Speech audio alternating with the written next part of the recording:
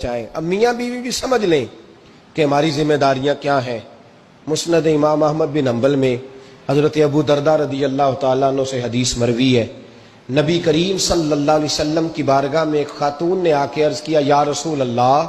صلی اللہ علیہ وسلم مجھے بتلائیے خاوند کا حق کیا ہے۔ یہ جو حدیث سنانے لگا ہوں نا، یہ بیٹی کو سنانی ہے، جا کے یہ ٹیلی فون کر کے بہن کو سنانی ہے، صرف بیوی کو سنانے کی نہیں ہوتی یہ چیزیں۔ یہ حدیث بیٹی کو سمجھائیں، بہن کو سمجھائیں، ان لوگوں کو سمجھائیں، تاکہ اور یہ یاد رکھیں خاوند کے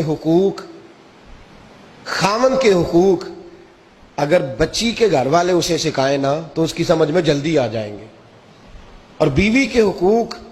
اگر خاوند کے گھر والے اس کو سمجھائیں تو اس کی سمجھ میں بات جلدی آئے گی۔ وہ خیر خواہ سمجھتے ہیں اپنے رشتہ داروں۔ یہ والی حدیثیں ان لوگوں کو سنانی چاہیے جن لوگوں کا بچہ ہے یا بچی ہے، متعلقہ آدمی حقوق بیان کرے۔ جب متبادل چیز کسی کے سامنے آتی ہے تو وہ کئی دفعہ سمجھتے ہیں کہ خلوص اس میں پورا نہیں پایا جاتا۔ حضرت ابو درداء رضی اللہ تعالیٰ عنہ فرماتے ہیں، ایک خاتون حضور کی بارگاہ میں آئی، عرض کرنے لگی، یا رسول اللہ صلی اللہ علیہ وسلم میں نکاح کرنا چاہتی ہوں، شادی کرنا چاہتی ہوں، مجھے بتلائیے خاوند کا حق کیا ہے؟ اگر تو میں ادا کر سکتی ہوں تو میں نکاح کروں، ورنہ میں اس کام سے بچوں۔ میرے نبی کریم علیہ الصلوۃ والسلام نے فرمایا، بی بی اگر خاوند کے ناک سے رینٹ نکلے، ریشہ نکلے، پیپ بہے اس کی ناک سے، اور بی بی اپنی زبان سے وہ صاف کر دے تو پھر بھی اس کا حق ادا نہیں ہوتا۔ حضرت ابو درداء کہتے ہیں، آنکھ کھول کے اس عورت نے دیکھا تو میرے نبی پاک نے اگلے جملے ارشاد فرمائے، حضور نے فرمایا تو ان باتوں میں حیرت کر رہی ہے،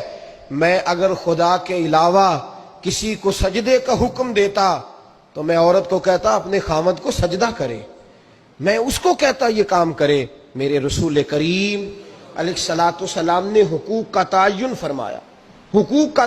فرمایا، اور نبی کریم صلی اللہ علیہ وسلم نے فرمایا، جو عورت اس حال میں مر گئی، اس حال میں دنیا سے گئی کہ اس کا خاوند اس سے راضی تھا، اس کا شوہر اس سے راضی تھا، اس کا گھر والا اس سے مطمئن تھا، تو میرے نبی پاک فرماتے ہیں جب دنیا سے جائے گی تو رب کریم جنت کا دروازہ کھول کے فوراً ہی جنت میں داخل فرما دے گا، اس کو بغیر روک ٹوک جنت دے دی جائے گی۔ شرط یہ ہے کہ وہ جب دنیا سے جائے تو اس حال میں جائے کہ اس کا خاوند اس سے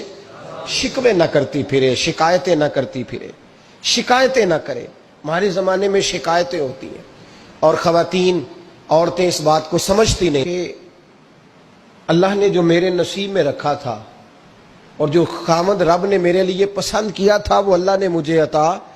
فرما دیا ہے۔ وہ شکوے کرتی ہیں، شکایات کرتی ہیں، اور دوسری عورتوں کو سامنے رکھ کے وہ فلاں کے حصے میں یہ چیز آئی، فلاں کے حصے میں یہ چیز آئی، فلاں کا خاوند یوں کرتا ہے، شکوہ کرتی ہیں۔ میرے رسول پاک علیہ السلام نے فرمایا، عورتیں کثرت سے جہنم میں جائیں گی، کثرت سے۔ تو ایک صحابی رو پڑے، ایک حدیث میں لفظ یہ ہے رو پڑے، عرض کرنے لگے، یا رسول اللہ وہ ہماری مائیں بھی ہیں، بیٹیاں بھی ہیں، بہنیں بھی، حضور جہنم میں جائیں